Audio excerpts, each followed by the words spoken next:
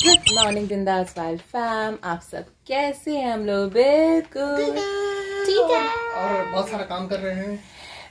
Hello, good morning, नमस्कार, सत श्री अकाल, वड़कम, अस्सलाम वालेकुम, केम छो के मुनाशो जरूर बताइएगा कमेंट्स में। और अभी बज रहे हैं सुबह के 10:30, एग्जैक्टली बोलूँ तो 10:20 AM का टाइम हो रहा है। आज है ट्यूसडे और आज है May 11। तो हाँ जी गाइज, आज का सुबह सुबह हमारा जो मॉर्निंग स्केड्यूल है बहुत बिजी है, क्योंकि आज हमें जाना है हेल्थ कार्ड बनवाने फाइनली। तो अभी जी तैयार हो रहा है, पहले उनकी अपॉइंटमेंट है। तो जो इनके कंपनी की लॉ फर्म है उसमें उसका एक बंदा हम लोग को असाइन हुआ है, ब्रायन। तो वो थोड़ी देर में आएंगे और हमें पिकअप करके लेके जाएंगे। तो बारी बारी उनकी फर्म की पॉलिसी है कि एक ही क्लाइंट एक बार में बैठ सकता है उनकी गाड़ी में। तो पहले वो हमारे हबी जी को लेके जाएंगे, उनका काम होगा हेल्थ कार्ड का, फिर वो मुझे लेके जाएंगे, मेरा काम होगा हेल्थ कार्ड का। अभी फ़िलहाल तो मैं तैयार नहीं हुई हूँ क्योंकि मेरे अपॉइंटमेंट में टाइम है। तो अभी हबी जी तैयार हो रहे हैं जल्दी जल्दी, और अब मैंने चाय भी नहीं पी है, कुछ भी नहीं गाइज। तो बस मॉर्निंग स्टार्ट ही हुई है हम लोगों की। सुबह हम लोग उठ गए थे, हबी जी उठ गए थे 7 बजे के अराउंड, मैं उठ गई थी 7:30। और आजकल मैंने एक नई सीरीज देखनी शुरू करी है, द क्राउन, जिसके बारे में देख रही हूँ द क्राउन। और बहुत ही इंटरेस्टिंग सीरीज है। अगर आपको history and things like that back in the days, उन दोज डेज की अगर स्टोरीज पसंद है तो आपको जरूर अच्छी लगेगी। तो देखा नहीं है। हबी जी तो अपना लूसीफर देख रहे हैं। लूसीफर मैंने देखा था, एंड जो मेन कैरेक्टर है ही इज ब्रिट, तो बहुत मजेदार लगता है बंदा, और बात करता है, बड़ा अच्छा लगता है। अभी जी स्विमिंग कॉस्ट्यूम में घूम रहे हैं अपने स्विमिंग कॉस्ट्यूम की हालत में घूम रहे हैं। ठीक है, का इंटरनेशनल हालत पूरा ऑनलाइन आ जाएगा। इंटरनेशनल नहीं है, सेमी इंटरनेशनल स्विमिंग वाली हालत। हाँ, सेमी इंटरनेशनल अच्छा लगता हूँ। खरगोश मेरा मुंह है, देखिए।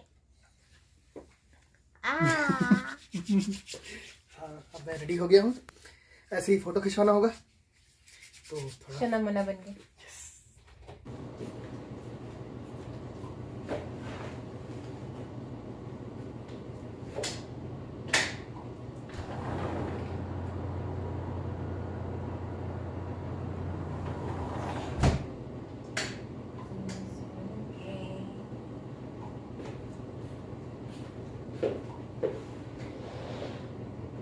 अभी बज रहे हैं सुबह के 11:15 से ऊपर का टाइम हो रहा है, 11:20 AM होने वाला है। और जो हबी जी का अपॉइंटमेंट है वो 11:15 बजे के आसपास का है। मेरा 1 o'clock का अपॉइंटमेंट है। तो अभी हमारे अपॉइंटमेंट्स में टाइम है।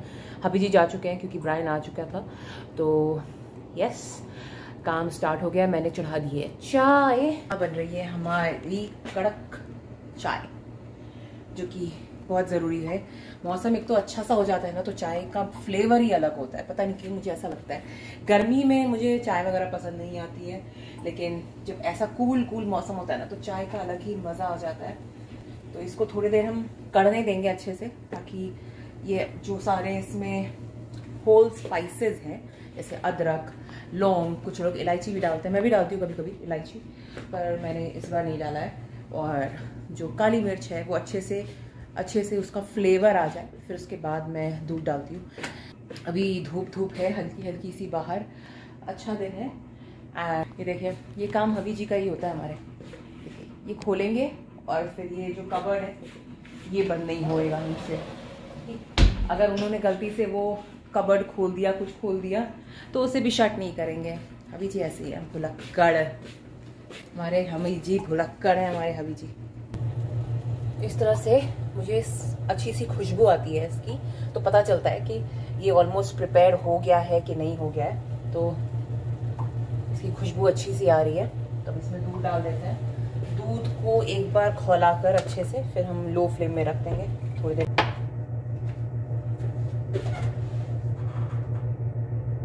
हम हो गए हैं बिल्कुल तैयार, अच्छा खासा। और वो देखिए बाहर इस तरफ में ना एक पौधा है जो खुद तेज हिल रहा है। देखिए पेड़ भी हिल रहे हैं हल्के हल्के, हवा चल रही है, धूप तो है पर हवा चल रही है। और मैं हो गई हूँ तैयार। अभी जी जो ऑफिस है वहाँ से निकल चुके हैं। अब हम जाएंगे और अपना पेपर वर्क कंप्लीट कराएंगे। Oh my God, oh my God, oh my God, oh my God, oh my God, oh my God guys, इतने बार चक्कर लगा लगा के हम तो बिल्कुल थक के पस गए हैं, बिल्कुल बहुत ज़्यादा पसारू भर का दिन हो गया आज। घर से मैं निकली थी 12:30 बजे के आसपास और अभी बज रहे हैं 3:36 PM का टाइम हो रहा है गाइस। मैं 3 घंटे से बाहर हूँ आधे घंटे के काम के लिए। तो अब मैं स्टोरी बताती हूँ कि क्या हुआ। हर चीज़ के लिए प्रिपेयर होके जाइए, क्योंकि यू नेवर नो, ये ऑफिशियल वाली जो चीज़ें होती हैं ना, उसके अंदर कब कौन सा नया टाइप का स्यापा निकल आए, यू नेवर नो। तो जो ओंटारियो का हेल्थ कार्ड होता है OHIP, ठीक है, उसके 2 पहलू हैं। पहले तो आपके पास जो, अगर मान लीजिए आप वर्क परमिट पर आ रहे हैं तो आपके पास एम्प्लॉयमेंट लेटर होना चाहिए। अगर आप ओपन वर्क परमिट पे आ रहे हैं या क्लोज वर्क परमिट पे आ रहे हैं, आपके पास एम्प्लॉयमेंट लेटर नहीं होगा तो आप हेल्थ कार्ड के लिए अप्लाई नहीं कर सकते, पहली चीज़। दूसरी चीज़, अगर आप डिपेंडेंट वीज़ा पे आ रहे हैं, डिपेंडेंट वीज़ा है और आपके पास भी ओपन वर्क परमिट है, तो आपको आपके स्पाउस का वर्क परमिट लेके जाना होगा, उनका पासपोर्ट लेके जाना होगा और उनका एम्प्लॉयमेंट लेटर भी रख लीजिए। कोई भरोसा नहीं क्या मांग लें, एम्प्लॉयमेंट लेटर भी रख लीजिए। अपना तो वर्क परमिट रखिए ही रखिए, अपना पासपोर्ट भी रखिए, और उसके अलावा जहाँ पर भी आप रहेंगे उसका रेंट अग्रीमेंट अगर आपके पास है तो वो रखिए, या कोई यूटिलिटी बिल है तो वो आप दिखा सकते हैं। लेकिन अगर आपके पास कुछ नहीं है, जैसे हमारे पास अभी कुछ नहीं है, तो हमारे पास रेंट अग्रीमेंट था तो हम वही लेकर गए थे। तो क्या हुआ, जब हम पहली बार गए तो उस टाइम पर मेरा वर्क परमिट था, मेरा पासपोर्ट था, क्योंकि मेरे से रिलेटेड हेल्थ कार्ड है, ठीक है। जब मैं वहाँ पर गए तो मैंने 2 चीज़ों के लिए अप्लाई किया। मैंने किया एक प्रोविंशियल आईडी के लिए, क्योंकि मेरे पास यहाँ का कोई लोकल आईडी प्रूफ नहीं है, तो उसके आईडी प्रूफ के लिए हमने ये टेम्पररी आईडी प्रूफ अप्लाई करा है। उसके लिए कोई ज़्यादा इन्फॉर्मेशन नहीं, बस आपका पासपोर्ट, आपका work permit and that's about it. वो अप्लाई हो जाता है, कोई दिक्कत नहीं होती है। लेकिन जब मुझे ये हेल्थ कार्ड के लिए करना पड़ा तो उन्होंने मुझसे पूछा कि एम्प्लॉयमेंट लेटर है आपके पास? मैंने बोला नहीं मेरा। तो उन्होंने पूछा ओपन वर्क परमिट पे हो आप? मैंने बोला हाँ जी। तो उन्होंने बोला या, तो उन्होंने कहा कि, तो जो पहली लेडी थी, ठीक है, उन्होंने आधे अधूरे इन्फॉर्मेशन मुझे बताई। उन्होंने कहा अगर जब तक आपके पास एम्प्लॉयमेंट लेटर नहीं होता आप हेल्थ कार्ड के लिए अप्लाई नहीं कर सकते हो, आप ओपन वर्क परमिट पे आए हो। मैंने उनको ये बताया था कि मेरे हस्बैंड का है वर्क परमिट एंड क्या बोलते हैं, और मेरे पास वो जॉब कर रहे हैं बट मैं नहीं कर रही हूँ। तो उन्होंने कहा ओके, आपके पास जब एम्प्लॉयमेंट लेटर आ जाएगा तब आप अप्लाई कर सकते हो हेल्थ कार्ड के लिए। फिर हम दूसरे काउंटर पे गए जहाँ पर हमें जो प्रोविंशियल आईडी कार्ड है वो आईडी कार्ड अप्लाई करना था। तो उन लेडीज से मैंने, पता नहीं क्यों मेरे दिमाग में आया दोबारा पूछ लेते हैं, तो उनसे मैंने पूछा कि मेरे हस्बैंड का क्लोज्ड वर्क परमिट है, he is already employed, he has an employment letter, मेरा डिपेंडेंट वीज़ा है और मेरा ओपन वर्क परमिट है, तो क्या उनके बेसिस पे मुझे हेल्थ कार्ड नहीं मिल सकता है? तो उन्होंने कहा बिल्कुल मिल सकता है, आप अपने हस्बैंड का वर्क परमिट लेकर आ जाइए और जो आपका स्टे होगा, रेंट अग्रीमेंट वगैरह, बस वो चल जाएगा, कोई दिक्कत नहीं होती है। मैंने बोला चलो ठीक है, अच्छी बात है, ये तो फिर अप्लाई हो सकता है। तो जो हमारे साथ हम हबी जी के लॉ फर्म के रेप है ब्रायन, तो वो वापस लेकर आए। उन्होंने बोला कि चलो नीलम कोई दिक्कत नहीं है, let's go back to the apartment, आप डॉक्यूमेंट्स वापस ले लो, हम लोग अगेन चलते हैं और उसको अप्लाई करके आज ही के आज ख़त्म कर देते हैं। मैंने बोला चलो ठीक है। हम आए वापस अपार्टमेंट में, मैंने हबी जी से वर्क परमिट का पेपर वर्क लिया, पासपोर्ट नहीं लिया क्योंकि पासपोर्ट की रिक्वायरमेंट नहीं है, वो तो उनका आईडी प्रूफ है, उनका आईडी प्रूफ का इनको ज़रूरत तो है नहीं, इनको तो डॉक्यूमेंट ज़रूरत थी जो वो हम लेके जा रहे थे, और मेरे दिमाग में भी नहीं आया कि पासपोर्ट रख लो, ठीक है। वापस गए हम, तो तो पहले तो क्या हुआ कि हमारे अपॉइंटमेंट तो 1 बजे का था, हमारा वो अपॉइंटमेंट हो चुका था। तो फिर जो वहाँ पे सिक्योरिटी गार्ड थे उन्होंने मुझसे पूछा कि आपका अपॉइंटमेंट है? मैंने बोला आज था, एक चीज़ मिसिंग थी, तो उन्होंने मुझसे बोला वापस आने के लिए। तो उन्होंने बोला नहीं, रीस्केड्यूल करिए अपना अपॉइंटमेंट, अभी फ़िलहाल तो अपॉइंटमेंट का टाइम नहीं मिल पाएगा आपको। उन्होंने थोड़ा बोला प्लीज़ प्लीज़ देख लीजिए। उन्होंने हमें नहीं कहा उन्होंने कि भाई आपको अपॉइंटमेंट फिर से लेना पड़ेगा। उन्होंने कहा बस आइएगा, आप आ जाइए वापस लेकर and will get it done. तो उन्होंने बोला चलो ठीक है चले जाओ आप। फिर हम लोग, जब मैं अंदर गई तो जो लेडी थी तो उन्होंने मुझसे बोला कि ठीक है अपने हस्बैंड का वर्क परमिट दीजिए, अपना वर्क परमिट दीजिए, रेंट अग्रीमेंट और पासपोर्ट। फिर उन्होंने हमारे हबी जी का भी पासपोर्ट मांगा। तो मैंने बोला यार हबी जी का पासपोर्ट तो नहीं है हमारे पास, क्योंकि मुझे बोला नहीं गया था, मुझे बस इतना कहा वर्क परमिट लेकर आओ, अब काम हो जाएगा। फिर उन्होंने कहा कि आई डोंट नो क्यों नहीं बोला गया था, यही रूल है कि अगर आपको हस्बैंड को लेके नहीं आना है साथ में, पर उनका पासपोर्ट भी आपके पास होना चाहिए। मैंने बोला ठीक है, I understand, but I was not informed, I do not have the passport. जब मैं वर्क परमिट लेने गई थी तो मैं पासपोर्ट भी रख लेती मैं अपने साथ, इतना कोई ट्रबल तो था नहीं। Eventually I did go back.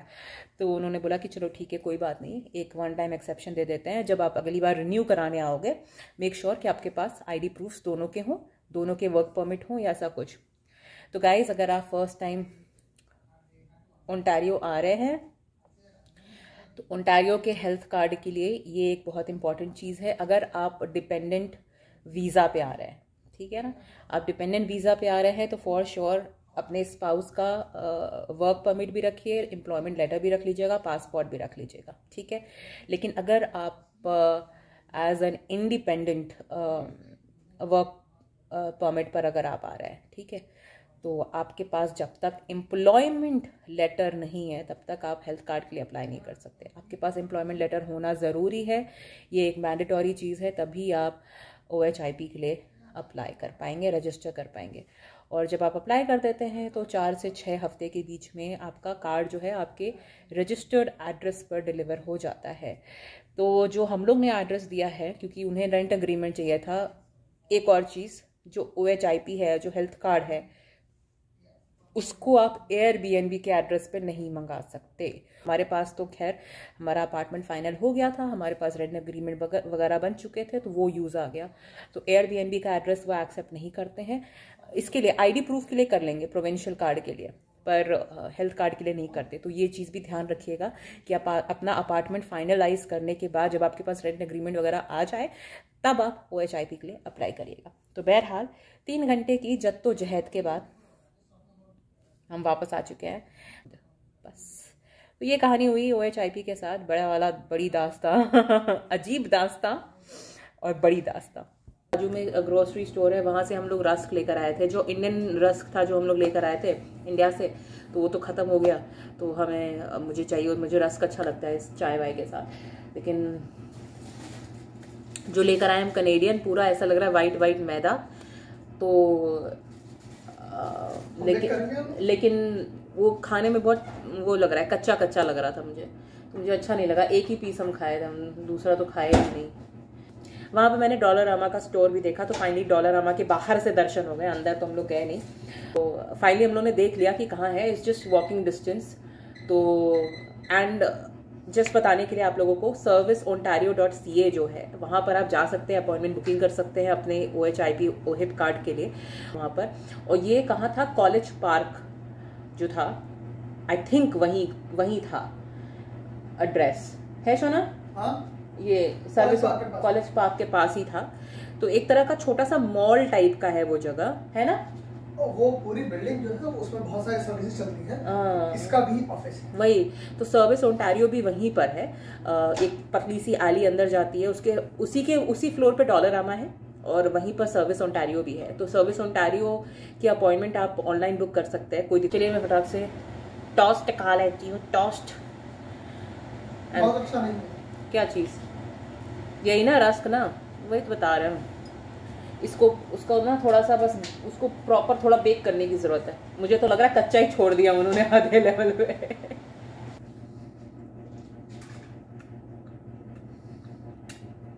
ये कितना अच्छा लग रहा है।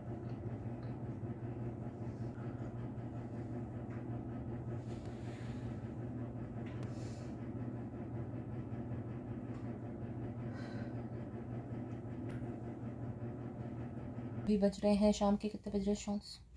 52, 6 o'clock होने में, तो 6 बजने में 8 मिनट कम है गाइस। और मेरी आंखें इतनी बुरी तरह से जल रही हैं, पता नहीं क्यों, बहुत गंदे तरीके से जल। सो नहीं पाए हो ना? सोए भी नहीं थे, ऊपर से फिर हश हश मचा रहा 3-4 घंटे। और अभी सब बर्तन वर्तन करके हम हटे, अभी जा रही हूँ मैं शाम में कुछ सिंपल टोस्ट जैसा, क्योंकि हम लोगों ने लंच लेट में किया था, तो लंच लेट में किया था, बहुत ज़्यादा भूख नहीं लगी है। ब्रेड का टोस्ट या कुछ ऐसा करके बनाएंगे हम लोग, जो आलू की फिलिंग लगा के बना सकते हैं। अगर आप एग खाते हैं तो एग भी जो बनाते हैं, अंडा ऑमलेट बोलते हैं इंडिया में, जो काफ़ी फेमस है। हर जगह बाहर जाइए तो नुक्कड़ पे मिलता रहता है egg omelette, egg omelette. Egg omelette नहीं बोलते, ब्रेड ऑमलेट बोलते हैं। एग ऑमलेट, एग ही का तो ऑमलेट होता है। और ये सैंडविचेस जो होते हैं, ये बहुत ही क्विक एंड ईजी टाइप का है। अगर हम दोनों तो बहुत अच्छे आलू लवर है, पसंद करते हैं आलू को, लेकिन हम आलू जैसे दिखते हैं तो हम ज़्यादा पसंद करते हैं। ये मेरी ज़्यादा शिद्दत है आलू की तरफ। तो ब्रायन से मैंने बोला था कि आप कोई सीरीज़ फॉलो करते हो, तो उन्होंने ना कोई एक मूवी बताई है रेडियम गर्ल्स करके, ठीक है। तो उन्होंने बोला कि सीरीज़ नहीं है, रेडियम गर्ल्स एक यूएस में क्या हुआ था जब रेडियम पता नहीं था ना, 20s में जब पता नहीं था ना लोगों को कि रेडियम रेडियो एक्टिव है, तो उस टाइम पर क्या होता था, जो वॉचेस होते थे, वॉचेस पे पेंटिंग करनी होती थी। तो पेंटिंग के लिए क्या करते थे, रेडियम को उससे पेंट करवाते थे, रेडियम से, ताकि क्या कर सके, वो ग्लो कर सके। क्या चीज? रेडियम। किसको पेंट कराते हैं? वॉचेस को। हाँ। तो रेडियम ग्लो करता है अंधेरे में, तो वो वॉचेस को वो रिफ्लेक्ट कराने के लिए, तो वॉचेस को ग्लो कराने के लिए वो पेंटिंग करते थे। तो 3 सिस्टर्स थी एक ही घर की, ठीक है। तो उसमें से क्या होता है कि 2 सिस्टर्स की डेथ हो जाती है। तो कैसे करते थे, ब्रश होता था, तो ब्रश को रेडियम से डिप किए, फिर उसको पॉइंटी करने के लिए करना होता था। तो वो रेडियम जो है उनके माउथ में जाते जाते उनकी डेथ हो गई। तो उनको पहले बोला गया, जो कंपनी थी काम करवाती थी, बोला उन्होंने कि सिफिलिस से मर गए वो लोग, दोनों लोगों को सिफिलिस था। तब तो रेडियो एक्टिव पता नहीं था। फिर उसके बाद उस पर केस वगैरह हुआ, और ये जो तीसरी बहन थी, उसको किसी ने शुरू में बोला था कि ये पॉइंटी बनाने के लिए ना मुंह से मत करना, क्या होता है, बहुत वियर्ड टेस्ट होता है उसका, तो ना पानी को यूज कर लो, ऐसे कुछ गीला ही तो करना है, तो उससे हल्के से उससे कर लेना, तो मुंह में बहुत वियर्ड टेस्ट है। तो उसने टेस्ट नहीं किया, वो बस बच गई, वो एक्सटर्नली उसको पॉइंटी करती थी।